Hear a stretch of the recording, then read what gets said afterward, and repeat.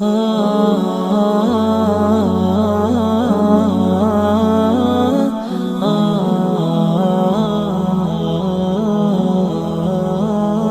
اسی طرح موبائل بہت بڑا ایشو ہے.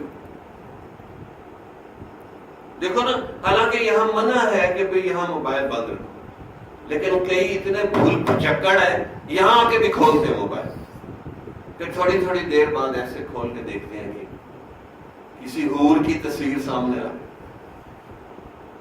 اچھا میں نے ایک دوست کو بند کرو کہا، میں نے سائلنٹ پہ لگایا ہوا تاکہ خارش ہوتی رہے اور مجھے پتا چلتا رہے کہ کسی کا کچھ آ رہا ہے. میں نے کہا اس کو بھی بند کر سائلنٹ. یار 2 گھنٹے بغیر موبائل کے نہیں گزار سکتے. اب یہ اتنا بڑا فتنہ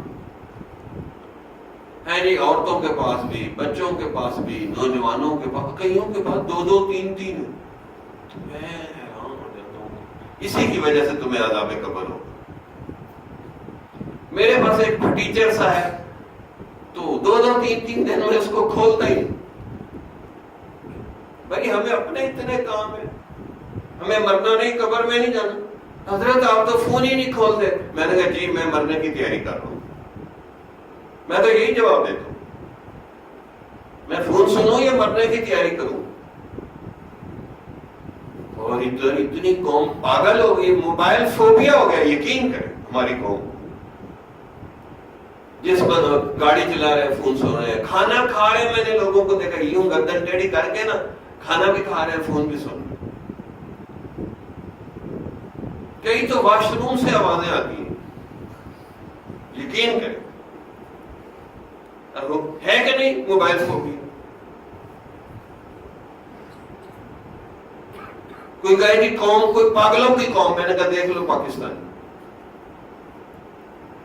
میرے والد صاحب ان پڑھ تھے، ایک جماعت پڑھے ہوتے، لیکن باتیں بڑی مزیدار سناتے تھے.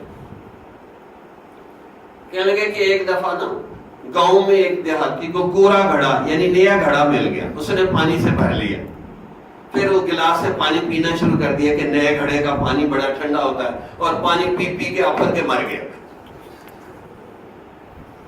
تو انہوں نے کہا یہ موبائل بھی ایسے ہی، یہ بھی کورا گھڑا ہے، بس سن سن سن سن کے ایمان کا بیڑا گرک ہے.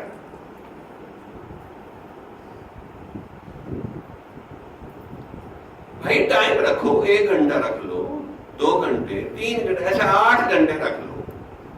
24 گھنٹے موبائل کھول رہے، رات کو بھی دن کو بھی ہر وقت. یہ یاد رکھنا کلمے پہ موت بڑی مشکل ہو جائے گی آپ لوگوں کی جو ہر وقت موبائل کھولتے. جمال الوجود بذكر الإله وتصفو الحياة بنور هداه. جمال